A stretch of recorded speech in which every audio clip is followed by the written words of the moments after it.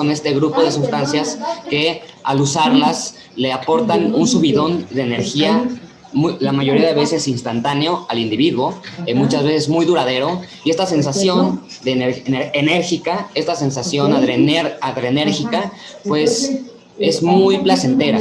Puede generar la ilusión de que una persona puede producir y puede trabajar así indefinidamente, ¿no? Y siempre hay una ilusión de que esto saca la mejor versión de ti mismo, pero realmente eso es muy subjetivo, y si ocurre, créeme que si no hay un uso responsable, va a ser en los primeros usos. Realmente hay un problema de sobredosis en el mundo en cuanto a depresores y estimulantes. Hay miles de muertes al año, sobre todo porque no hay un mercado regulado y no sabemos qué consumimos. Pero hay un caso especial aquí. Hay un tercer grupo de sustancias que realmente, para mi punto de vista, es muy distintivo.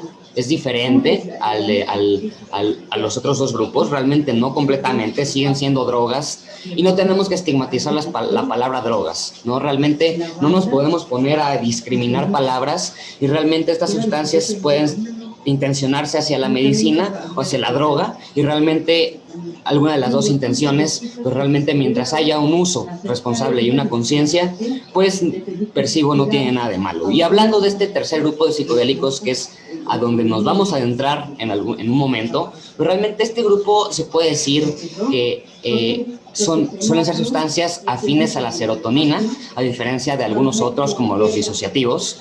Y pues recordemos que la serotonina es un neurotransmisor que se encarga en gran parte del bienestar, del estado de ánimo, se encarga en gran parte de la memoria, se encarga en gran parte de qué percepción tenemos del yo. Entonces, pues tenemos este grupo de sustancias que son los psicodélicos, pues son muy afines a la serotonina, ¿no? Esta sustancia tan importante, y a diferencia de las otras dos clases de sustancias, la farmacodinámica que conllevan no produce un rebote, no produce una abstinencia, ¿no? Y creo que es lo que lo hace especial, lo hace el grupo menos dañino de sustancias de todas, ¿no? Incluso se dice que los psicodélicos pues son menos dañinos, son menos propensos a producir daños a la salud, por ejemplo, que los cannabinoides incluso, ¿no? Y ojo, que diga eso no quiere decir que los cannabinoides sean sustancias peligrosas. También están dentro de este grupo benigno. Pero de repente volteamos a ver la cannabis rápidamente antes de meternos a los hongos. Porque hoy estamos en este gran conjunto y en esta gran reunión canábica, y realmente cabe aclarar que la cannabis es una sustancia única y especial porque pertenece a los tres tipos, ¿no? Realmente en la cannabis encontramos una sustancia depresora, ¿no? Definitivamente a ciertas dosis el THC, y aún a mayor medida el CBN, que son los dos principales cannabinoides psicotrópicos de la marihuana. Se puede decir que produce un efecto depresor, y que incluso se han estudiado afinidades a los receptores opioides, ¿sí? Así como lo escuchas, se han descubierto y se han estudiado la afinidad de cannabinoides a receptores opioides. Entonces definitivamente la cannabis tiene una parte de depresor totalmente. Asimismo, el THCA, por ejemplo, o el THCV, son sustancias del cannabis altamente psicotrópicas, que a ciertas dosis, sobre todo altas dosis, pueden llegar a ser extremadamente estimulantes a nivel de producir este famoso mal viaje, o esta famosa hipoglucemia canábica en el que nos sentimos muy mal. Y también tenemos este aspecto psicodélico del cual ya nos han hablado antes, y realmente que es la cannabis sí tiene esta característica profunda, esta característica de introspección inevitable, ¿no? Que definitivamente es a muchísima menor medida que la que encontramos con un consumo de hongos psicodélicos o de ayahuasca, pero definitivamente si hay una intención, la cannabis puede ser psicodélica. Y recordemos que hablando de estos tres grupos, la intención los hace. En sí solamente es una flor, en sí solo es un polvo, en sí solo es un cuadro de papel. Realmente lo que hace buenas o malas estas sustancias es en la intención del individuo. Conozco personas usuarias de opio o de cocaína que son perfectamente responsables. Sin embargo, conozco personas que son usuarias de peyote, de hongos, son personas extremadamente irresponsables, incluso están dañando su vida. Pues tengamos conciencia de esto antes de empezar. Los psicodélicos no son santos. Los psicodélicos no están libres de hacer daño ni son inocuos. Los psicodélicos sí pueden generar daños, y hoy los vamos a discutir porque son también muy fáciles de evitar. Mucho, pero mucho más fáciles de evitar que otras sustancias, que incluso como la cannabis. Y ahora nos vamos ahora sí a los psicodélicos. Y para empezar, ¿de qué se trata la palabra psicodelia? Podemos decir que la psicodelia se forma a partir de las palabras griegas alma y manifestar, ¿no? Entonces, quedamos con que la palabra psicodelia significa que manifiesta el alma, o otros lo llaman que manifiesta la mente. Y ahora sí que podemos partir en dos a través de esta gran etimología, tan bonita etimología, ¿no? Algo que hace que manifiestes tu alma, algo que hace que se manifiesta tu mente, aunque no quieras, la verdad, ¿no? Entonces, realmente tenemos aquí dos aspectos muy importantes que podemos derivar de la intención, de la palabra psicodelia, y es la intención psicodélica, que se le puede aplicar realmente a todas las sustancias, ¿no? Y eso suena polémico, repito, yo hablo con mi voz de activista, yo hablo con mi voz de psiconauta que he experimentado a través de algunos años, y de verdad se puede comprobar a través tanto de las personas como de ti mismo que puede haber siempre una intención de manifestación del alma, incluso con sustancias como el alcohol. El alcohol te pone a hablar, el alcohol te pone a charlar, el alcohol te abre. Definitivamente, si estás en un antro y no sabes ni por qué te estás emborrachando, realmente te quieres perder, pues sí, definitivamente el alcohol va a ser esa famosa droga nueva que es pues últimamente satanizada, ¿no? Y definitivamente va a ser pues esa droga de descontrol. Pero si nosotros dirigimos al alcohol, a la cannabis también, a una intención como la meditación o como la introspección, que el fin sea manifestar el alma, porque recordemos que estas sustancias no son el fin, son el medio para la espiritualidad.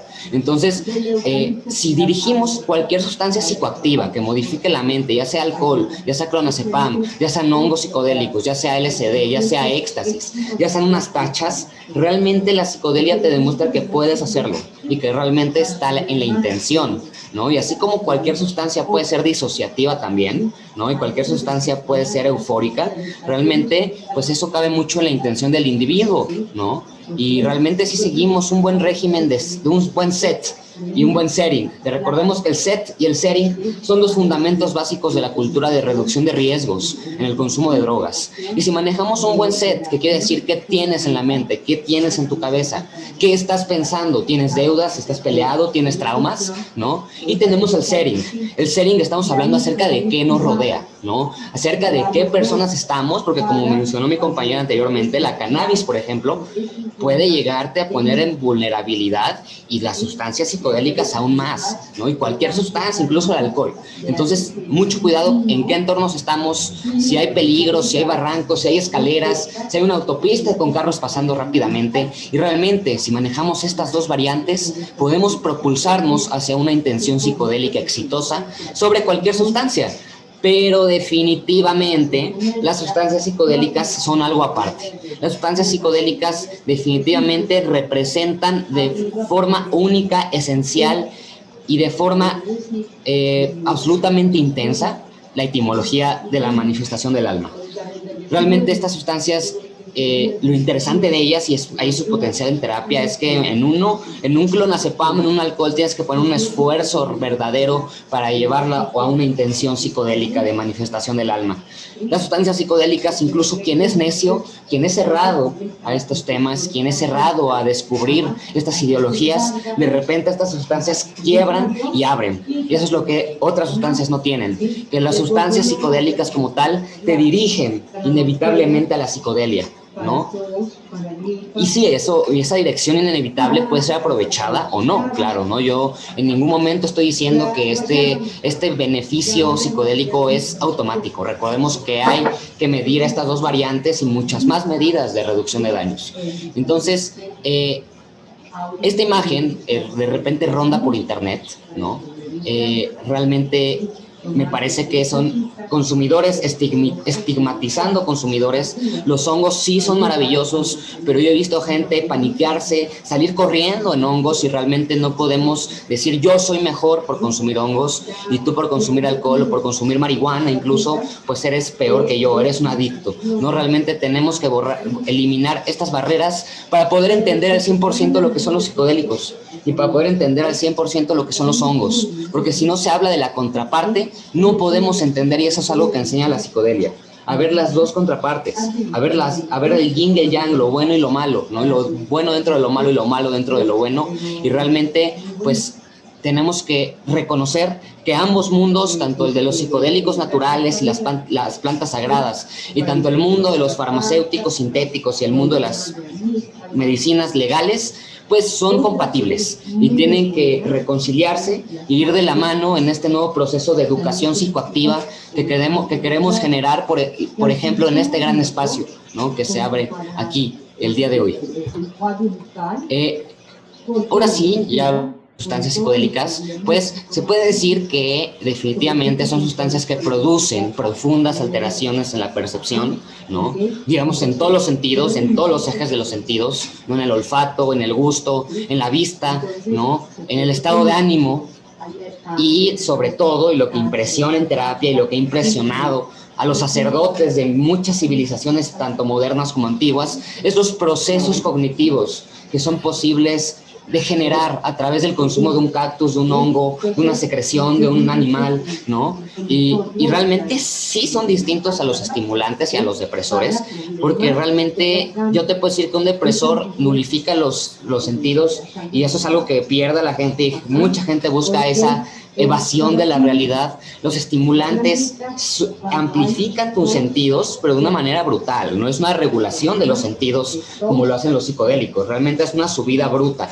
Lo que hacen los psicodélicos, y que es algo único, es que realmente transforman estos entornos en varios estilos diferentes, con una multifactorialidad que jamás habías experimentado hasta ver los millones de mandalas y de geometrías que se aparecen enfrente de ti. Los millones de pensamientos y ese pensamiento perceptual como de computadora que de repente se genera en tu cerebro y que empiezas a organizar de manera casi muy organizada tus memorias, tu vida, tus responsabilidades, pero realmente esa manera única en que se influye la autocomprensión y el autodescubrimiento a través de estos consumos es algo que los hace únicos de los estimulantes y de los depresores, y que aparte cada experiencia es nueva en estilo, no hay un síntoma de repetitivo como existe con los depresores o los estimulantes o incluso con la cannabis, ¿no? En un uso irresponsable, por ejemplo, la cannabis, en un uso crónico diario, de repente ya pierde el chiste, ¿no?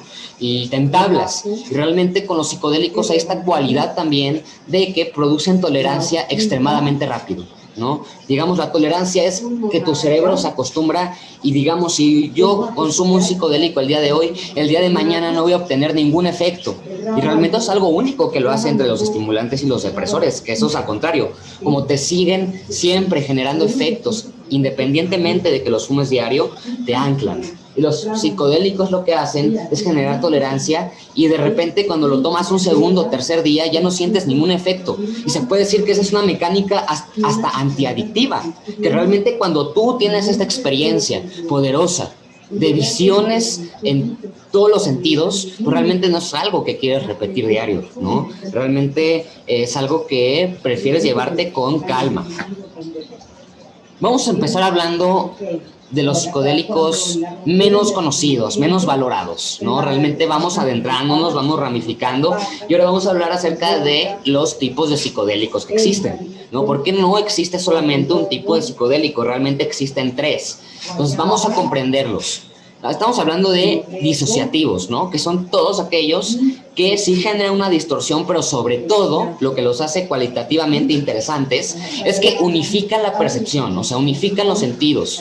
No producen visiones como otras sustancias, pero producen un efecto de privación sensorial, de disociación, de trance, ¿no? Que en sí mismos son místicos. Podemos percibir de manera intensa que estamos presenciando entidades pues, que son mucho más grandes que un ser humano, tanto en aura como en presencia, ¿no? Podemos tener experiencias pues que tal vez hasta nos pueden quitar lo ateo completamente, ¿no?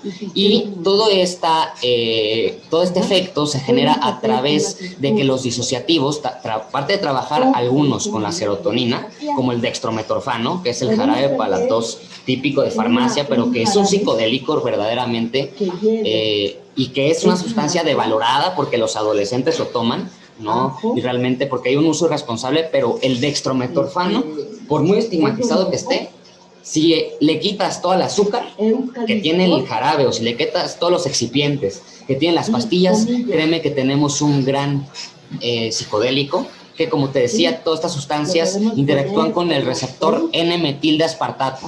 El receptor N-metildeaspartato es un receptor ionotrópico de glutamato muy importante. Recordemos que el glutamato es un receptor excitador. Ahí vemos del lado izquierdo, tenemos la agrupación de las moléculas, ¿no? Y ahí he puesto el NMDA hasta arriba. Es el principal receptor de estas sustancias psicodélicas, a diferencia de las otras que son serotoninérgicas. Y podemos decir que tanto el dextrometorfano, siendo un jarabe para la tos, tanto la ketamina, siendo un anestésico veterinario sintético, tanto los alcaloides de la iboga y tanto la salvinorina A y B y sus derivados semisintéticos de la salvia divinorum, son sustancias que interactúan con este receptor que se encarga en primer lugar de la memoria, y se encarga, y se puede decir que es el receptor más fundamental de toda nuestra memoria y de la estructura que tiene. Esta capacidad que tenemos de repente poner un videoclip de nuestra infancia, de nuestra adolescencia, de nuestra universidad, en nuestro cerebro, en nuestra cabeza, pues realmente el NMDA se cree que está muy grandemente encargado en eso, en la conciencia de nuestra memoria, ¿no? Y realmente estas sustancias juegan con esa sustancia que también se encarga el NMDA de regular la comunicación entre la espina dorsal y el cerebro, ¿no? Entonces ahí tenemos que es una sustancia excitadora que produce neurogénesis. Sí, estas sustancias, al ser agonistas, al liberar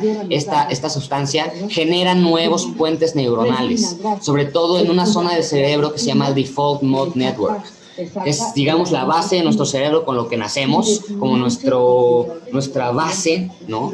Realmente estas sustancias juegan mucho por ahí también y tenemos esta neurogénesis positiva, ¿no? Entonces tenemos que un jarabe para tos, que un anestésico veterinario, aparte de generar un viaje místico que produce una introspección profunda al disociarte, ¿no? Y regresarte a tu cuerpo, y esto genera un efecto de reencuentro contigo mismo, ¿no?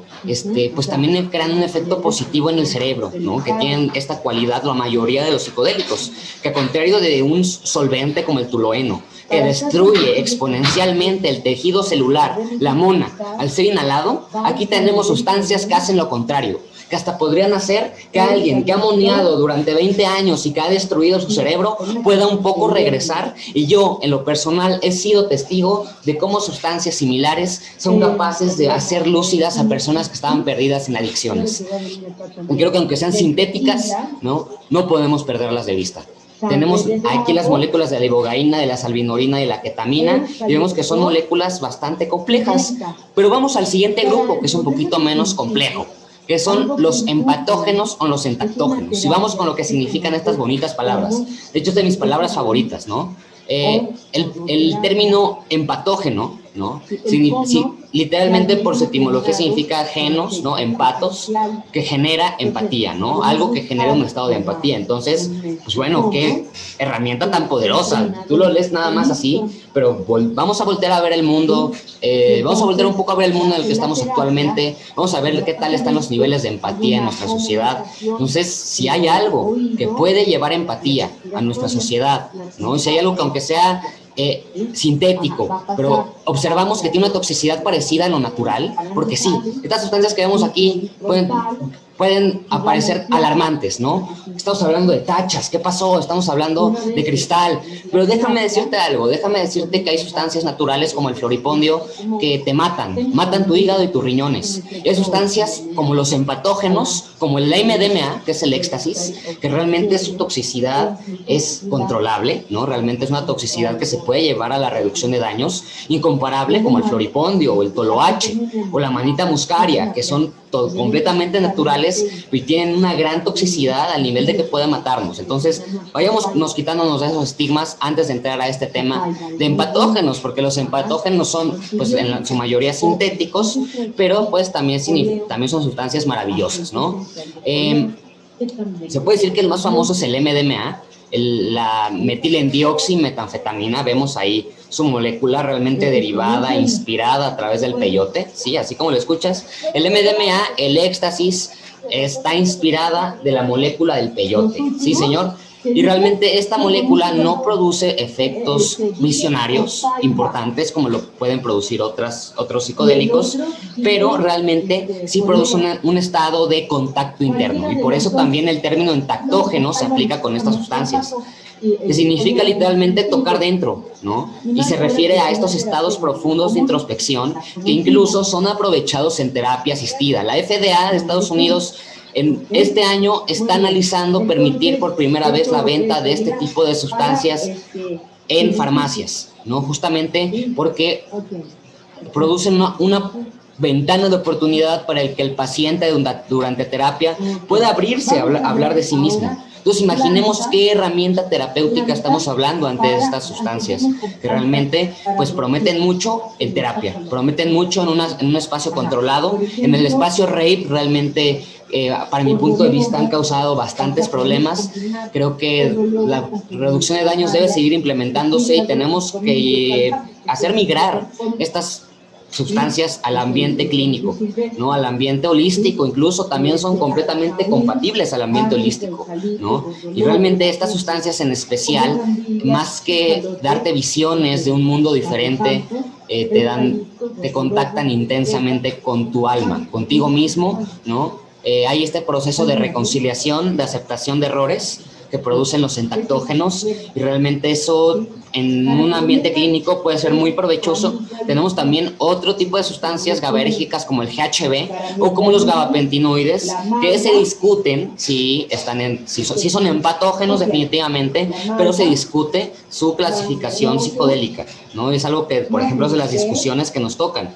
Y realmente estas sustancias también embriagantes como la lírica, como la pregabalina, que es completamente legal, pues realmente están algo empolvadas, algo en el mal uso, ¿no? Y realmente también entran en esta dinámica pues psicodélica, definitivamente, para mi punto de vista, ¿no? Y bueno, el famoso TUCB, que realmente el TUCB no tenemos TUCB legítimo en América Latina, tenemos realmente pura ketamina con éxtasis adulterado, ¿no? Entonces mucho cuidado, usan reactivos. Y ahora sí, vamos a la parte que quería, a la parte de los hongos psicodélicos, de las plantas sagradas, que de verdad están teniendo un auge, y si hoy podemos trabajar para que ese auge sea mucho mayor y prolifere más rápido en nuestros sistemas, vamos a hacerlo. Y empecemos a hablar de alucinógenos, que pues es los más famosos tipos de psicodélicos, ¿no?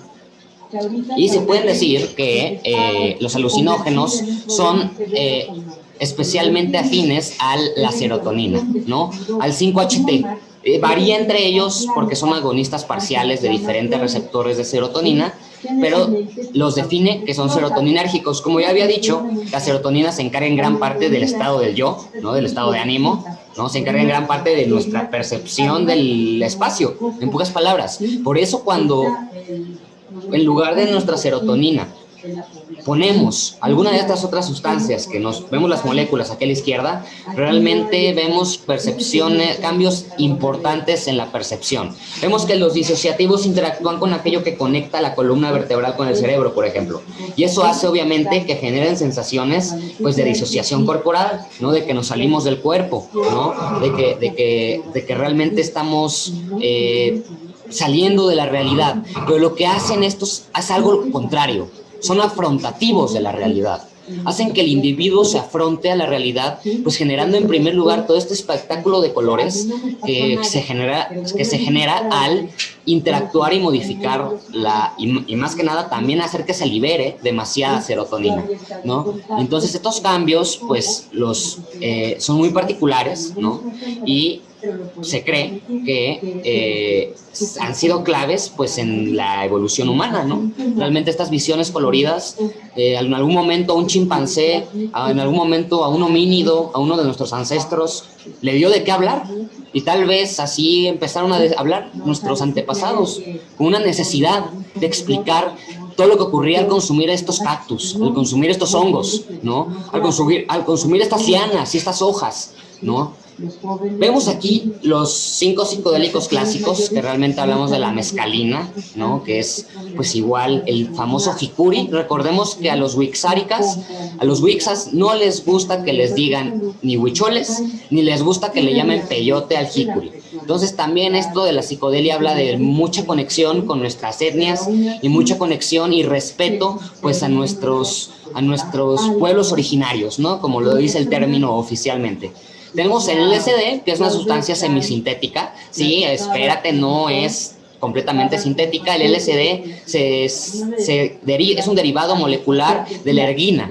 La ergina es una sustancia que se encuentra en el hongo del cornezuelo, que crece en el trigo. Tenemos la psilocina y la psilocibina en los hongos Psilocybe cubensis, que también vamos ahorita en un momento a pasar y a indagar específicamente en los hongos y en su historia. Tenemos también como otro psicodélico clásico el DMT, tanto en su forma tragada como en su forma fumada, que es la forma moderna, ¿no? La dimetiltriptamina, que ojo, es un mito que esto se encuentra en nuestro cerebro, ¿no? Creo que es qué bueno que llegué aquí al DMT. Realmente hay un mito proliferándose por doquier en cuanto a los alucinógenos, que es que el cerebro humano produce de manera natural, de manera endógena, como producimos de manera endógena la serotonina, pues también se cree falsamente que lo que producimos DMT. Realmente no producimos DMT, realmente lo que producimos es serotonina, pero si vemos del lado izquierdo, vemos lo increíblemente parecida que es la serotonina del DMT y entendemos por qué el cerebro lo recibe. Si fuera un veneno, lo escupimos, el cerebro lo escupe, lo expulsa, pero no lo expulsamos, el cuerpo lo admite y aparte armoniosamente. ¿Y por qué armoniosamente? Pues vemos que realmente la serotonina del DMT y vemos que también la psilocibina son extremadamente parecidas, tienen la misma base triptamínica, ¿no? Entonces entendemos un poquito por qué estos alucinógenos clásicos pues entran tan armoniosamente al cuerpo, incluso mucho más armoniosamente que los otros dos anteriores grupos. Tenemos que, por ejemplo, el MDMA, que es uno de los anteriores del que hablamos, y vemos, se parece bastante su molécula de la dopamina, que ya veremos la molécula de la dopamina más adelante, y estas pues son muy hasta la serotonina, sorprendentemente parecidas. Increíble que sea que colocar la psilocibina en lugar de la serotonina en nuestro cerebro sea un cambio tan fundamental y tan colosal en toda nuestra percepción de la realidad. Tenemos ahí también al LSD, que es de las más complejas y wow, sí que es una sustancia compleja que igual merece desestigmatizarse. Realmente la psilocibina y el LSD se puede decir son dos sustancias que producen daños al organismo, tanto al organismo como a la sociedad, como a la ecología.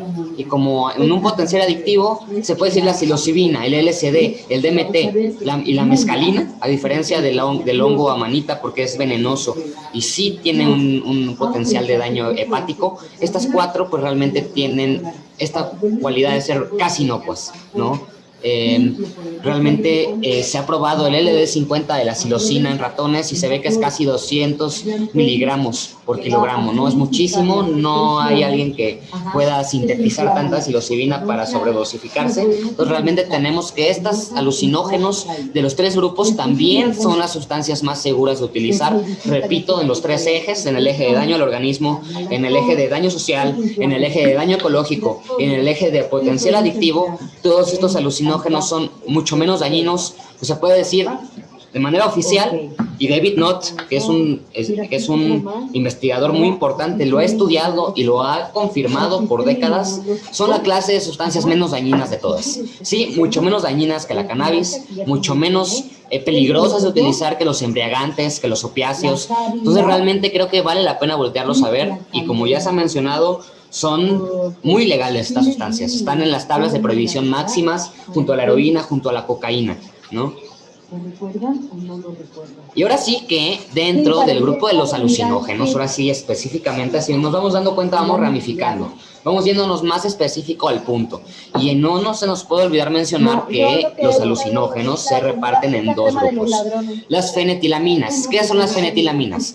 Bueno, las fenetilaminas son un grupo de compuestos orgánicos que se compone de un anillo de benceno, ¿no? que vemos aquí el hexágono clásico, ¿no? con sus 6 lados, con sus 6 sustituciones, ¿no? Y este anillo de benceno se une a un grupo monoamina, ¿no? Realmente vemos ahí la cadena lateral de tilo, vemos la parte derecha, cómo la cadena lateral de tilo se une con el benceno, ¿no? Y se forma del lado derecho una cadena de etilo, ¿no? Esto es prácticamente la estructura sustitutiva de las fenetilaminas, y de ahí los diseñadores de drogas y de ahí también los análogos de la mescalina, como la peyotina o la ordenina de los peyotes brujo, pues tienen esta estructura base.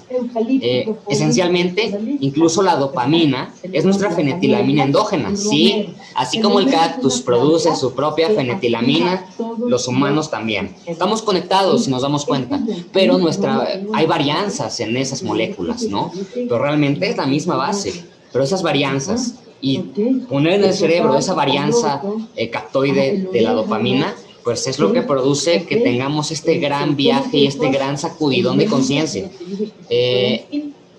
Se puede decir que muchas de estas fenetilaminas se les llama fenetilaminas sustituidas cuando se le coloca, por ejemplo, un bromo en su sustitución 4 de su benceno, ¿no? De su cadena de carbono, podemos poner un bromo y eso puede transformar toda la molécula y cómo esto funciona en el organismo, ¿no? Entonces, hay tanto moléculas que se vuelven más peligrosas como otras moléculas que se están trabajando hoy en día para el potencial clínico, para el potencial en terapia, que habla de poder desinhibir al paciente y que pueda tener un contacto interior, ¿no? Realmente dentro de estas fenetilaminas pues encontramos las anfetaminas clásicas, que está dentro de este grupo de estimulantes. No es psicodélico, pero sí encontramos psicodélicos alucinógenos como la mescalina, ¿no? Que sí es análogo de la dopamina, y por eso también la mescalina de los peyotes y de los San Pedros, de la guachuma, entra al cerebro, porque se parece mucho a la dopamina, ¿no? Es tan parecido que el cerebro lo toma, ¿no? Y otros entaktógenos como el MDMA sintético, ¿no? Que también se deriva del aceite esencial de azafrán. El éxtasis, eso no lo olvidemos, el éxtasis sí tiene un espíritu plantesco, es el azafrán, que no se nos olvide, ¿no? Porque luego queremos excluir estas sustancias. Y tenemos, esta imagen es de mi autoría, que se las comparto con mucho gusto, realmente es una imagen que organicé para ustedes, es las triptaminas, que es realmente ahora lo que nos interesa analizar, y que para el punto de vista de muchos investigadores, de verdad, aquí está el potencial y aquí está la futura generación de sustancias, pues, de fármacos psicoterapéuticos, ¿no? De terapia clínica, ¿no? Se puede decir que, para no hacernos bola, la triptamina es un alcaloide monoamínico que está estructurada por un anillo de indol, ¿no? Y realmente vemos que tiene el benceno ahí, de 6 lados, como las fenetilaminas. Ahí en el triptofano está el ejemplo, que de ahí se deriva el nombre de triptamina, pero vemos que también hay un pirrol ahí abajito, conectado, ¿no? Entonces, pues se puede decir que las triptaminas tienen que tener este grupo de pirrol y benceno juntos, si no se trata de otra sustancia, y lo vemos en el mapa. Realmente vemos que son sustancias que tienen la misma estructura base triptamínica, pero realmente son casi idénticas todas a la serotonina que producimos naturalmente. O sea, dense cuenta de esta conexión profunda, de esta conexión en el que en el cerebro humano hay una sustancia prácticamente idéntica en un sapo, hay una sustancia prácticamente idéntica en un hongo, en una esponja, porque sí, también en el mar hay psicodelia. Y tenemos que la esponja, Esmenospongia aurea, produce 5-bromo-DMT, que es un análogo del DMT, ¿no? Como vemos, el benceno tiene 6 lados. Entonces, estas sustituciones es colocar un bromo en la naturaleza, el laboratorio de la naturaleza coloca un bromo en la 5ª sustitución de su benceno, y esto cambia todos los efectos, toda su duración. Y tenemos que en los hongos tenemos la psilocina, y sí, la psilocina es un análogo del DMT, ¿no? La psilocina es 4-hidroxi-DMT, digamos, tenemos un grupo hidroxilo en su 4ª posición de su benceno. En el caso de la psilocibina tenemos un 4-fosforiloxi-DMT. O sea, realmente la psilocibina es una triptamina y es un DMT también, que es algo que no se tiene tan bien entendido. Y a partir de ahí, los diseñadores de drogas empiezan a diseñar muchísimas más moléculas triptamínicas que pues, realmente tienen una varianza de efectos. Algunos son con un potencial recreativo impresionante, y no satanicemos la recreación. Realmente se puede decir que a través de los hongos se inspiran otras moléculas que tienen este potencial recreativo, pero otras también tienen un gran potencial terapéutico, como el 5-meo-MIPT, por ejemplo, o podemos ver el DPT y el MIPT. Son moléculas y triptaminas inspiradas del hongo, completamente sintéticas, que tienen un potencial entaktógeno, como el MDMA, de hacer que el paciente paciente pueda conectar consigo mismo y que se explaye de una vez. Y que ahora sí el terapeuta pueda tomar nota de todo lo que está saliendo. Entonces, se puede decir que todas estas son análogos de la serotonina, que es literal 5-hidroxitriptamina, la serotonina. También la ayahuasca tiene esto, ¿no? Y ahora sí, hablando de ayahuasca, vámonos a las triptaminas enteógenas, vámonos metiendo más al tema. Realmente tenemos que las triptaminas enteógenas, tenemos a la bufotenina, ¿no? El yopo, que es el género Anandendantera, ¿no? Peregrina, por ejemplo, o colubrina, que es un árbol de la Amazonia, ¿no? Realmente grupos como los shipibos muelen estas semillas de este árbol junto a concha de caracol carbonizada, porque eso es alcalinizador, y una vez que hemos alcalinizado estas semillas, podemos inhalarlas, y lo que vamos a inhalar es la bufotenina, el 5-hidroxi-DMT. Realmente esto se lleva haciendo y se ha registrado que en la Amazonia peruana se han encontrado vestigios de hasta 2500 años antes de Cristo de uso de triptaminas psicodélicas con potencial psicotrópico total, ¿no? Tenemos otra, como el 5-MeO-DMT en la chaliponga, también en snuffs chamánicos soplados a través de la nariz. Tenemos a la famosísima y hermosa ayahuasca, que es esta mezcla de la liana Banisteriopsis y la mezcla de la chacruna, que es la psicotria, que es un arbusto.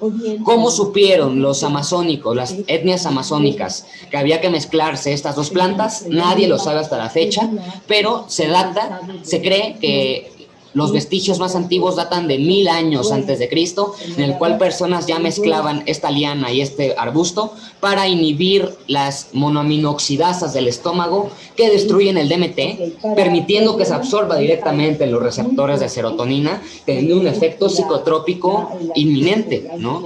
También hablamos del DMT, vemos del lado izquierdo las moléculas, vemos una vez más el DMT, también la tabernante iboga es la triptamina africana. No solamente México y América Latina es la cuna de los psicodélicos. Realmente también hay grandes sustancias en otros continentes, como en África, que realmente llegan los colonizadores franceses a Gabón en el siglo XVIII, y para entonces los Bwiti, que son un pueblo originario de Gabón, ya tenían un uso milenario, ya tenían un uso de cientos o de miles de años. No se sabe exactamente cuándo esta raíz empezó a utilizarse para su consumo, ¿no? Pero realmente se puede decir que las triptaminas es de las más complejas, también tiene base triptamínica como la serotonina, pero tiene una molécula mayor, y realmente se puede decir que la ibogaína es de la que tiene más larga duración y la que tiene más alta toxicidad y peligro en cuanto a que puede producir problemas cardíacos, a diferencia de la mayoría de psicodélicos. Entonces, en la ibogaína tenemos la triptamina enteógena más compleja, sin duda alguna, pero se puede decir que tenemos que tener cuidado, ya que es tan potente que es capaz de quitar adicciones al alcohol, por ejemplo, o a la heroína. La iboga es utilizada en todo el mundo para tratar adicciones, y se ha visto tanto en el ambiente empírico como en el ambiente científico clínico que es una gran herramienta para tratar adicciones, tanto como lo es el hongo también, ¿no? Y no se nos puede el hongo. Realmente el hongo de todos los enteógenos es el que tiene y el que proyecta un uso más antiguo, ¿no? Realmente lo más antiguo que encontramos en evidencias es de 6.000 a 9.000 años antes de Cristo aproximadamente en Algeria, pero se cree que pueda ser su uso de hace millones de años. Y vemos esta teoría de Terence McKenna del mono dopado, que realmente se cree que nuestros antepasados homínidos consumieron el hongo, y que ante este consumo encontraron mucho más, pues encontraron literalmente algo que explicar, algo que hablar, ¿no? Este sacudidón de mente, se cree y se teoriza, pudo haber generado el lenguaje, ¿no? Y a través del lenguaje, pues la evolución del ser humano, ¿no? Tal vez ni fueron aliens, no fueron aliens los que nos vinieron a evolucionar, tal vez fueron los hongos quienes fueron los responsables, ¿no? Y también tenemos otro enteógeno que es el ololiuqui, que no confundamos con la Morning Glory, la flor azul. Esa no es ololiuqui. El ololiuqui es una planta oaxaqueña de flor blanca pequeña y de grandes hojas que contiene el enteógeno LSA, que fue utilizado 1300 años después de Cristo por los mexicas. Sí, era una planta que era utilizada, sus semillas mascadas, y después utilizada como oráculo para buscar gente o objetos perdidos. Y el LSD es muy parecido al LSD y realmente en cuanto a sus efectos, se puede decir que es un LSD con un efecto más borroso, más embriagante, pero definitivamente un enteógeno. Y también hablamos de una triptamina de uso milenario, que hoy en día, sobre todo la psilocibina, la iboga, el DMT, pues son estudiados de manera clínica, profesional, en universidades como, o institutos como el Instituto Albert Hoffman o el Instituto John Hopkins, ¿no? Son ampliamente estudiados en este momento. Entonces no se les olvide investigar de qué manera se están estudiando para la terapia clínicamente estos enteógenos milenarios, y es maravilloso pues como siendo de usos tan amplios y de tantos años, pues todavía en el mundo occidental tienen un lugar estas sustancias, ¿no? Otras triptaminas que no se nos pueden ir, nos pueden olvidar, pues es el 5-MeO-DMT del sapo, que realmente no es de uso milenario. Tenemos al LSD, que también tiene un gran potencial terapéutico, y nos podemos quitar los estigmas de que es una sustancia mala, investigando todo lo que ha salido para tratar el alcoholismo tan solo desde los años 60 y 70. Tan solo esos estudios maravillosos me derriten el estigma en lo personal. Tenemos otras sustancias como el 4-ACO-DMT, que es la psilocibina sintética que se le dio a María Sabina, y que María Sabina dijo: yo encuentro también ahí los dioses, yo encuentro ahí también los niños santos, ¿no? Entonces vemos que lo sintético no tiene nada que ver. Esto lo sintetiza Albert Hoffman junto al 4-ACO-DET, dietiltriptamina, en 1959, y tenemos otras triptaminas con gran potencial también, extremadamente nuevas, como el AMT, el alfa-metiltriptamina, que se sintetiza en 2010. Hablando de los primeros indicios de los hongos, podemos decir que la primera evidencia se encuentra en la selva pascual en España. Esto data de una pintura rupestre de 9000 años antes de Cristo, en una zona donde se pintan hongos en una cueva, y encontramos que está rodeado toda la zona de este hongo que vemos a la izquierda, que es el Psilocybe hispanica. El Psilocybe hispanica se encuentra alrededor de toda esta zona y es el vestigio más antiguo. También en Algeria, en las cuevas Tassili en Ager, se encuentran muchas pinturas rupestres de entidades con aspectos extremadamente psicodélicos, que aparte de comunicar formas honguescas, también comunican este aspecto de los visuales que ya platicaremos. Tenemos también estos hongos de 1800 años, ¿no? Encontrados en Colima, México, que realmente ahorita se encuentran perdidas gran parte de estas piezas, pero vemos que también esta zona estaba rodeada de hongos. Y que es claro que la estatua es una ofrenda pues al hongo Psilocybe, ¿no?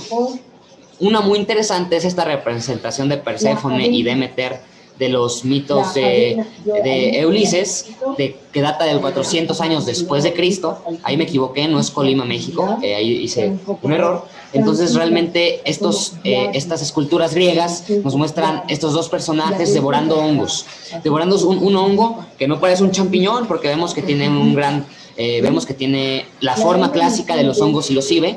Se cree que también fueron responsables los Psilocybe hispanica en este consumo, ¿no?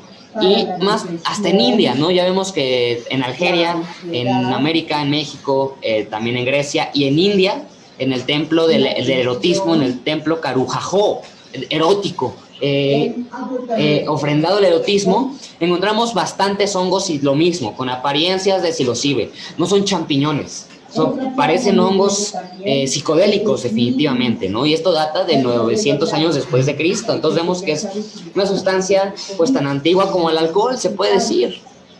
En México y su uso prehispánico fue ampliamente utilizado el Psilocybe aztecorum por parte de los mexicas. Realmente se representa este hongo aztecorum en las rodillas del dios de las flores mexica, el dios de la embriagación sagrada. En pocas palabras, el dios de lo psicoactivo, el dios de las drogas, pues está de frente representado este hongo Psilocybe aztecorum.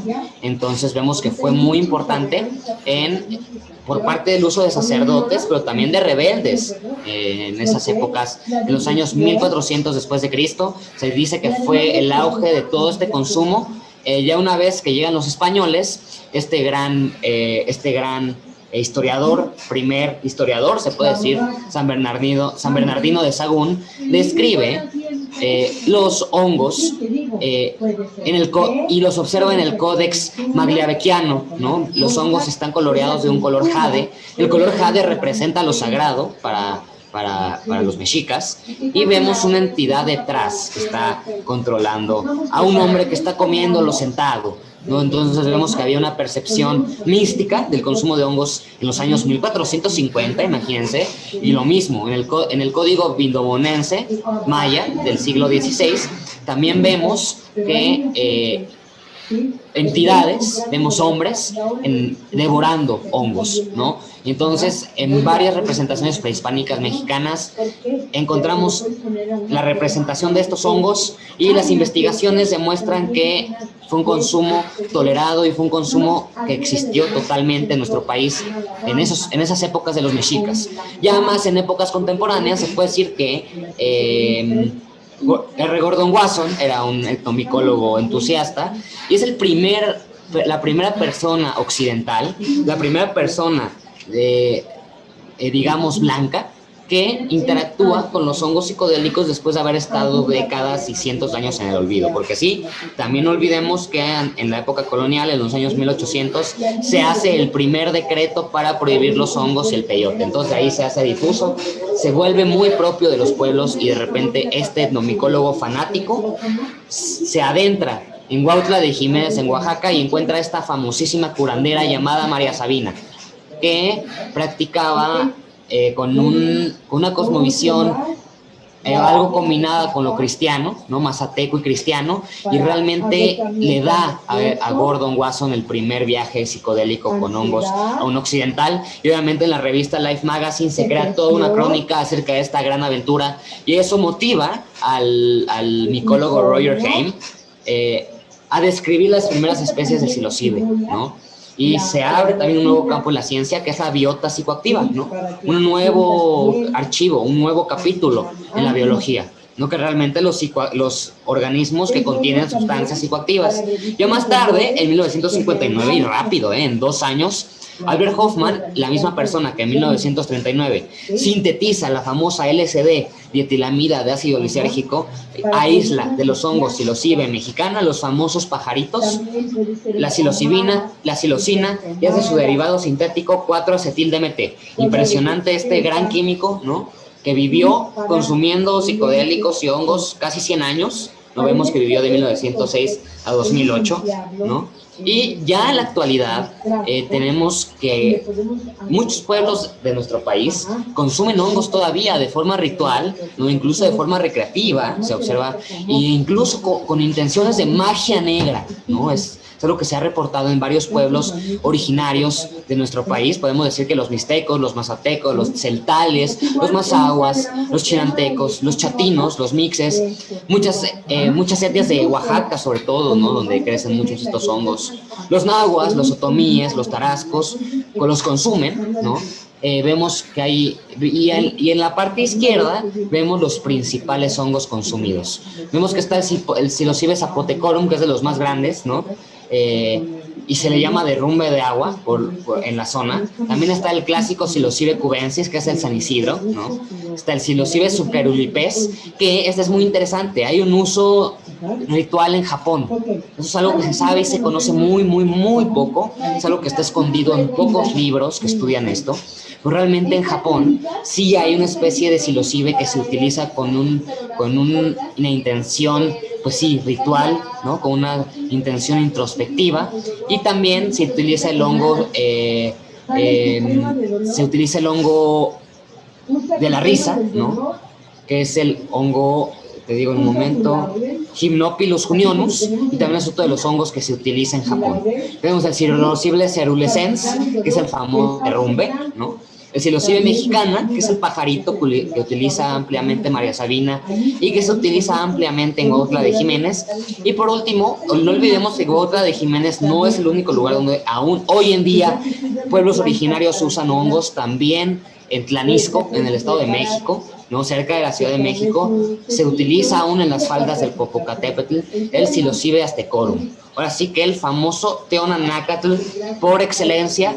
Y bueno, es muy importante mencionar que no solamente psilocibe es psicoactivo, No, mucho cuidado, no vayan al bosque solos a comerlos, vayan con un micólogo, pero los principales géneros de hongos se pueden decir que es psilocibe, conocibe, Inocibe, Paneolus, que tiene muchas especies venenosas también, Hypnopilus, Micena, Foliotina y Pluteus.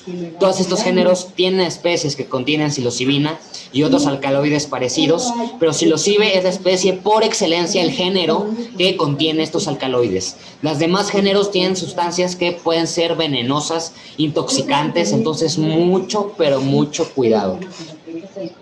Y espérate, los hongos psilocíbicos no solamente tienen psilocibina, ¿no? Realmente se cree que es la psilocibina lo que tienen, pero tienen muchas sustancias. Vemos en primera plana los 6 inhibidores de las monoaminoxidasas que contienen.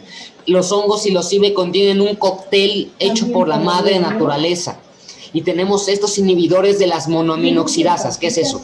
Las monoaminoxidasas son enzimas dentro de nuestro estómago que se encargan de degradar el DMT. Digamos, una vez que llega el DMT, solamente, sin estas y mouse, se destruye, se metaboliza, ¿no? Y lo que hace la cordicinina, el jarmol, la perlolirina, el jarmano, es que inhiben este mecanismo y permite que el estómago pues reciba todas estas 5 sustancias que están a la derecha, que ahora sí son las psicoactivas, que son las psicodélicas, que es la psilocina, la psilocibina, la vaocistina, la norvaocistina y la norpsilocina, muy parecidas igual, análogos de la propia serotonina que producimos, pero ojo, no solamente hay psilocibina, y podemos decir que la psilocibina ni siquiera es lo que nos genera el efecto.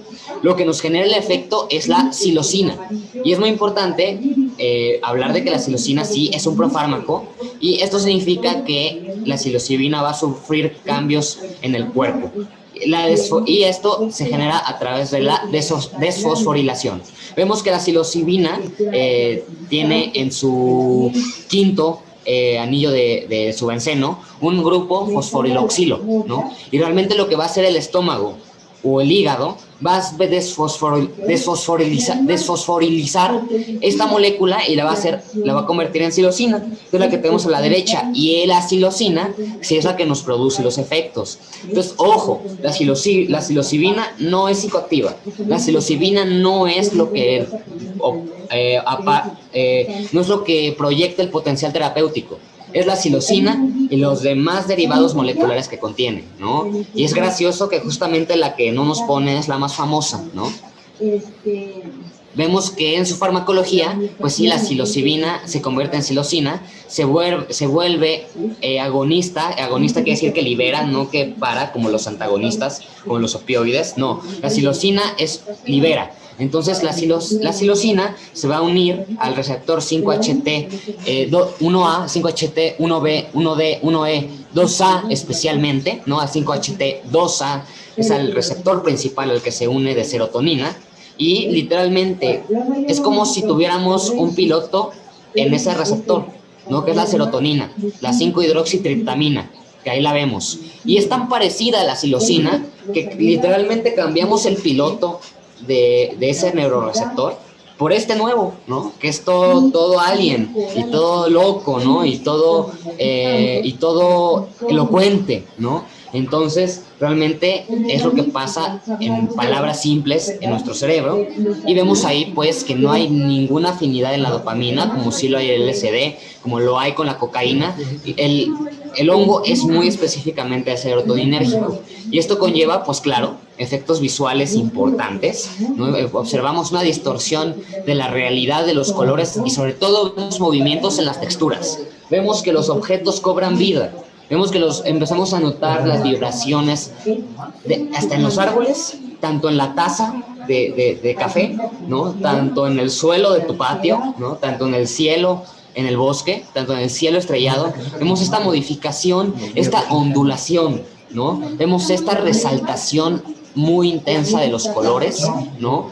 Y sobre todo vemos todo este festival de figuras mandálicas, ¿no? Que Terence McKenna le llamaba los cristantemos. Vemos que esto aparece en todos lados, y a diferencia el hongo del LSD tiene una apariencia alucinógena muchísimo más orgánica. Vemos esto llamado pareidolia psicodélica, que es que empezamos a notar caras de personas, figuras de animales en el suelo, ¿no? En las figuras de las rocas empezamos a observar que se forman caballos y que la trompa del caballo forma un perro. Y que el ojo del perro, de repente vemos la cara de una persona que abre su boca y adentro de su boca vemos que salen muchísimos tentáculos que de repente enrollan toda tu visión y observamos este festival que desde luego interactúa con los efectos corporales que sí son muy sedantes, pero llegamos a sentir esta sensación también de mucha energía, de sentir de manera muy específica las vibraciones incluso de cada uno de nuestros órganos. Podemos llegar a sentir nuestro hígado, nuestro corazón, de una forma en como jamás lo habíamos percibido, ¿no? Y si tiene esta sensación sedante, recordemos que no es dopaminérgico como el LSD, que sí te pone muy activo, y esto sí nos hace que nos unamos al suelo y de repente sentimos raíces que se entierran en el suelo, pero no de juego, no, de verdad sentimos que nuestras piernas y nuestras manos se disuelven. Literalmente sentimos que se unen a los suelos y esa sensación es auténticamente impresionante. Pero lo interesante son los efectos intrapersonales. Esta pérdida del ego, ¿no? Que te derrite paredes y te permite observar, pues, diluir todas estas mentiras que te habías estado contando por años, por ejemplo, ¿no? Te da las razones y te proyecta las razones de tus traumas y te aporta herramientas para poder trabajar en esos traumas, porque solemos evadir el dolor, pero los hongos, la psilocibina, te invita a extraer conocimiento de los traumas, te invita a extraer conocimiento del dolor, incluso a extraer conocimiento de los malos viajes. Entonces, una vez que el hongo te muestra este camino de entre elegir ser aprendiz o mártir, de todo lo bueno o malo que te pasa, es el momento terapéutico. Es el momento en que personas salen de la depresión y dicen, yo voy a ser aprendiz de lo que me está pasando, ¿no? O sea, sí estoy en una tormenta, sí estoy en una tragedia, pero pues yo elijo aprender o no. Y realmente esto es algo que invita esta bajada del ego, ¿no? Al reconfigurar el Default Mode Network y al reconfigurarse y volverse a regular nuestra serotonina casi a un estado de como éramos niños, tenemos la oportunidad a veces y hasta te sientes como niño en estos estados, ¿no? Hay una ventana de oportunidad no automática, hay que guiar. O sea, si te metes esto en un rave, tal vez no vivas de esto para nada, pero si guiamos a la gente a esta intención intrapersonal e interpersonal, pues podríamos llegar muy lejos como terapeutas, ¿no? Y claro que está el efecto intrapersonal, o está el efecto para afuera, ¿no? Está el efecto en que sí también tiene una parte muy empatógena el hongo, a diferencia de otros alucinógenos, una parte que te anima a escuchar el otro y sobre todo a entenderlo.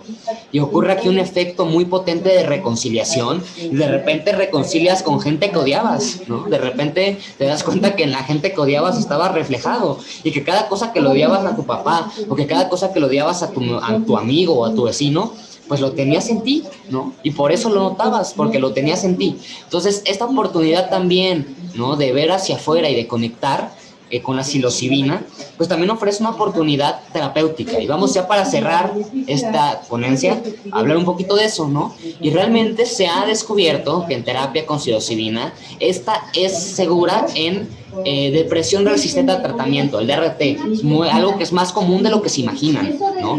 Personas a las que les dan fluoxetina, personas que intentan terapia holística, flores de Bach, personas que intentan muchos tipos de terapias, tanto alternativas como alopáticas, ¿no? Y realmente seguimos en la depresión. Y de repente, ¿por qué la FDA decide legalizar una droga que llevaba desde los 70s prohibida? ¿Por qué la FDA de repente se le ocurre decir, va? O al gobierno canadiense que permitió el uso de hongos a 4 pacientes en estado terminal.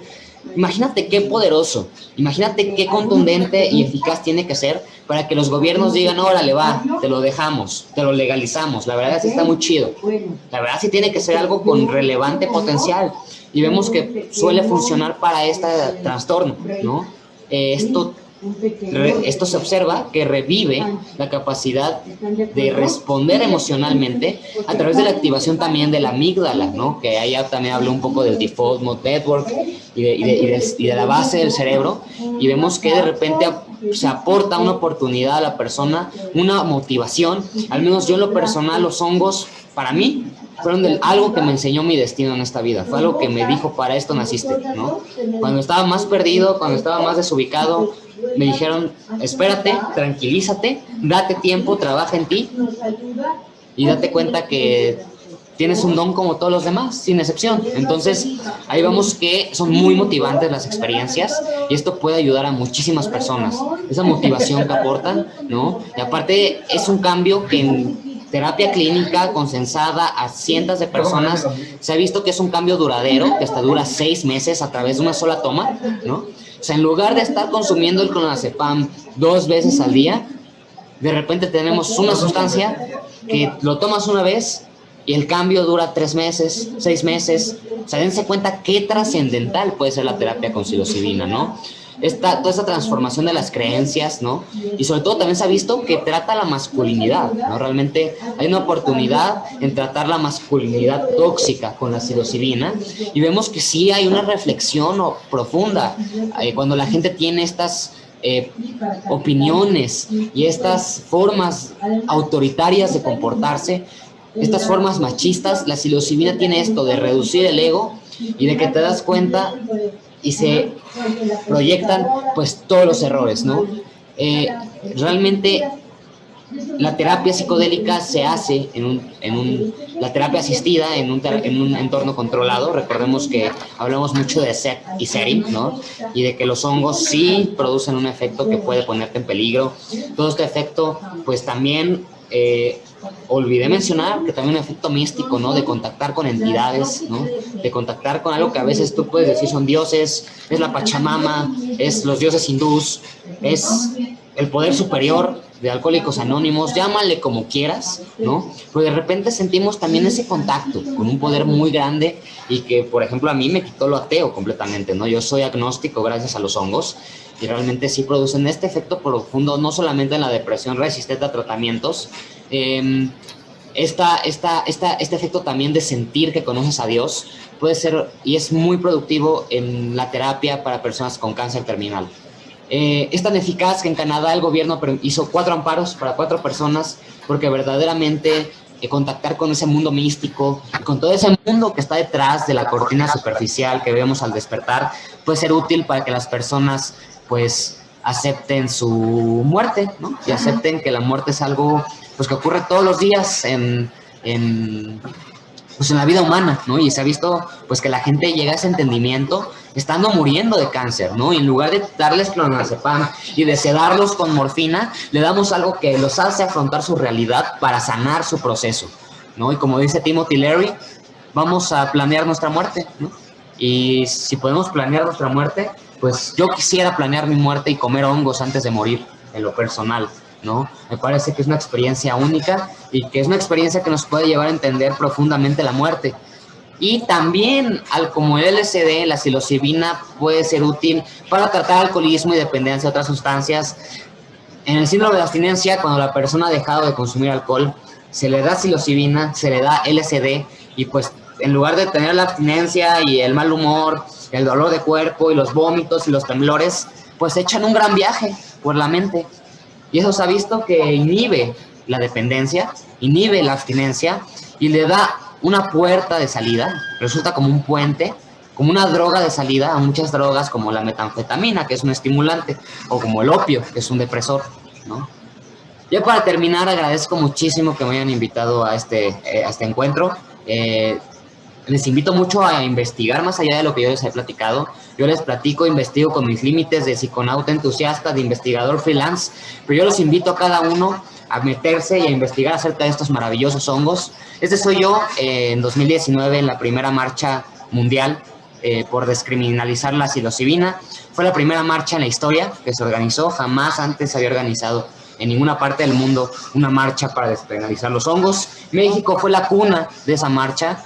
Igual aquí está mi compañero Eros Quintero, que forma parte de la Sociedad Mexicana de la Psilocibina, que es una asociación que le está dando con todo a todo este tema de la clínica, ¿no? Más allá, es algo diferente a la marihuana, definitivamente la marihuana tiene un aspecto más de uso personal, de uso adulto, ¿no? Un aspecto de uso, pues de uso habitual, y realmente esto es algo diferente, realmente es algo que se lucha porque hay una legalización una regulación de su potencial clínico, y yo propongo como como exponente de este tema, que es a donde nos tenemos que dirigir, ¿no? Realmente el neochamanismo está fluyendo y está afectando muchísimo todos los paradigmas, todos los nuevos paradigmas de información psicodélica, toda esta onda del Pachamama y de que esto es inocuo y de que el alcohol es el demonio y de que las vacunas nos van a matar a todos. Es mi opinión personal, aclaro, pero definitivamente creo que tenemos que dirigirnos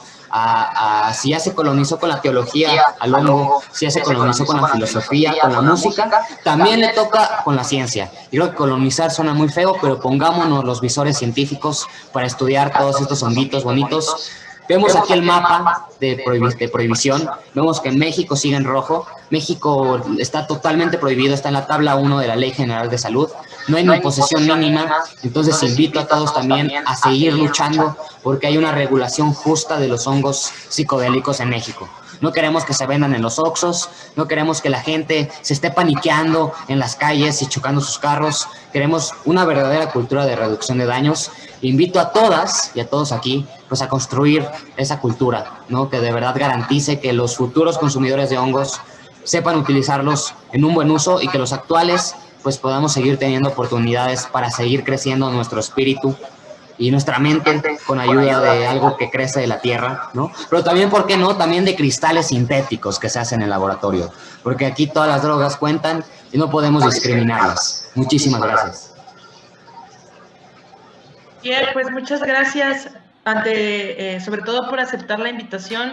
A nombre del doctor David Hidalgo, nuestro rector, te damos las gracias. Para nosotros fue más que un honor, sobre todo para una servidora que pues no tengo el gusto de conocerte, pero he seguido tu trabajo, tienes toda mi admiración, todo mi apoyo, y de igual manera, Pierre, me gustaría que resolvieran algunas dudas y también, sobre todo, hacerles la invitación, chicos, a apoyar a los chicos del Plantón 420 del Movimiento Canábico Mexicano, apoyar con donaciones en especie, tanto alimentos como material para autocultivo. También, si gustas, puedes hacer la invitación de lo que están necesitando en este momento por allá. Sí, compañeros, ya necesitamos ahorita donaciones, necesitamos comida, básicamente toda la despensita básica. Nos surge de verdad dinero en efectivo también, tenemos nuestra cuenta en la página del movimiento, también estamos recibiendo donaciones en efectivo, a través de depósito, también estamos recibiendo donaciones por PayPal. Necesitamos también material higiénico, papel de baño, trapeadores. Ahorita estoy en mi casa, pero la mayor parte del tiempo he estado afuera del Senado, hemos estado en nuestras casas a acampar desde el 2 de febrero, ¿no? O sea, literalmente la primera puerta del Senado pusimos las semillas y le restregamos día a día a los senadores que cultivar la marihuana no te hace merecedor de pisar el mismo piso que un delincuente, que un violador, que un asesino, y para allá nos mandan a los cultivadores. Ya estamos hartos de que seamos criminales y de que de verdad los capos de las drogas que asesinan, de verdad los violadores y los acosadores están en las calles, ¿no? Y de repente tenemos cultivadores, consumidores, tenemos pacientes incluso encarcelados. Entonces, estamos en el plantón protestando por todos, por todas. Estamos haciendo el círculo de mujeres todos los miércoles. También las mujeres de verdad necesitan organizarse. Hay un tema de machismo muy fuerte todavía y de verdad Movimiento Canábico Mexicano está abriendo este círculo de mujeres. Aquí también tengo una de mis compañeras activistas que está generando todo este activismo en cuanto al feminismo unificado, relacionado y en sinergia con el feminismo y el activismo canábico, ¿no? Entonces, realmente los invitamos a sintonizar todas estas actividades y pues ahorita el 2 de febrero cumplimos ya un año. Tenemos ya más de 1,200 plantas. El primer planteo de mota fuera de la máxima Cámara de Representantes de una nación en la historia. Jamás había pasado algo así. Y así como México fue cuna de la primera marcha por los hongos de la historia, también es cuna del primer plantón canábico de la historia. Así que los invitamos a formar parte de la historia, a seguir luchando por tus derechos y recordamos que el centro de esto ni siquiera son las drogas, ni siquiera es el hongo ni la mota, es la libertad. La libertad del ser humano por elegir qué medicina, por elegir cómo vamos a sanar tanto nuestro cuerpo, nuestras dolencias, como nuestra alma. Creo que tenemos derecho también a explorar la mente y explorar los confines de la mente, porque esto también, pues para mi experiencia, yo no pensé que pues, se pudiera llegar tan profundo en la realidad. Y creo que así como el biólogo tiene un microscopio y el astrónomo tiene un telescopio, Creo que los psiconautas tenemos algo equivalente, que son las sustancias psicodélicas. Creo que son como el internet de la mente, son como el microscopio de la conciencia. Y creo que también la psiconáutica, no solamente la clínica, también la psiconáutica, la gente que usa esto, la gente completamente sana que usa esto para explorar específicamente la mecánica del pensamiento, de la memoria, del alma, del amor, ¿no? Y pues tal vez con estos psicodélicos alguna vez explicar con emociones y conciencia, pues el amor, la nostalgia, la mente, el alma, ¿no? Realmente llevar la ciencia al alma. Creo que es algo que motivan los psicodélicos y que yo también invito a todos aquí que se motiven a llevar al alma y al espíritu también al campo científico. Muchas gracias. Y ahí seguimos en el Plantón 420, no se nos olvide, no se les olvide, hasta la victoria verde. Y hasta la victoria azul también de los hongos.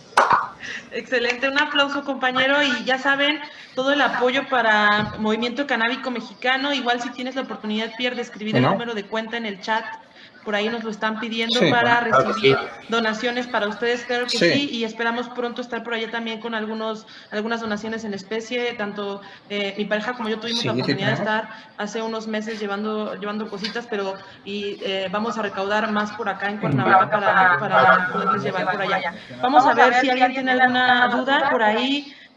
Cuentan que si además de donaciones, ¿cómo puede formar parte del activismo o dónde me informo para ser parte de la voz contra la discriminación de nuestros derechos? Bueno, ¿de qué color?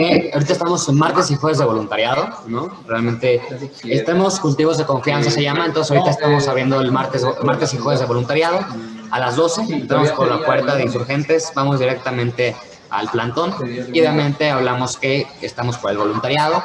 El voluntariado se puede extender desde un par de horas de poda hasta la madrugada, ¿no? Realmente siempre hay trabajo que hacer, pero es muy bonito realmente convivir con las plantas, es muy bonito convivir con la gente estando, pues, pachecos, ¿no? Realmente el estado pacheco es muy unificador, también muy motivante, entonces realmente estamos esperándolo siempre martes y jueves, y pues es el cultivo de confianza. Después el segundo cultivo de confianza son las guardias. Estamos en la noche y de verdad tú no sabes ahí qué cosas tan locas observamos en la noche. Vemos el contraste de consumidores responsables e irresponsables. Y de que existen los consumidores responsables de marihuana, no lo podemos negar.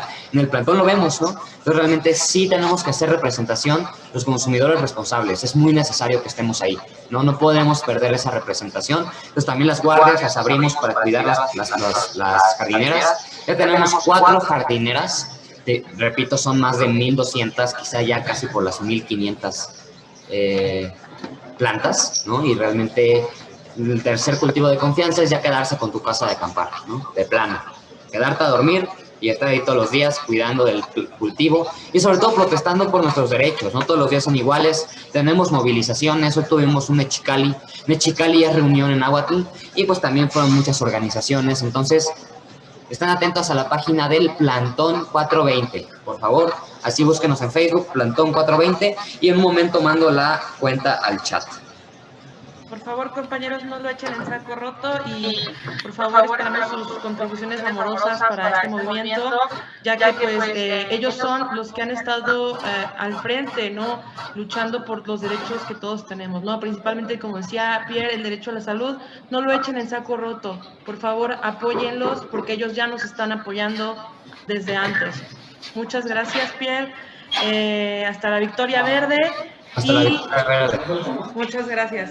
Muchas gracias, Pierre. No, de qué, mucho gusto. Y también, no se les olvide, reducción de daños, compañeros, nada es inocuo, nada es no dañino, apliquen sus medidas, no anden fumando en pipas de aluminio y pues a seguirle. Muchas gracias. ¿Qué te dijo? Muchas gracias, Pierre. Gracias, Pierre. Y Jocelyn, por favor, si nos apoyas en presentar al siguiente expositor, por favor. Claro que sí, muchísimas gracias.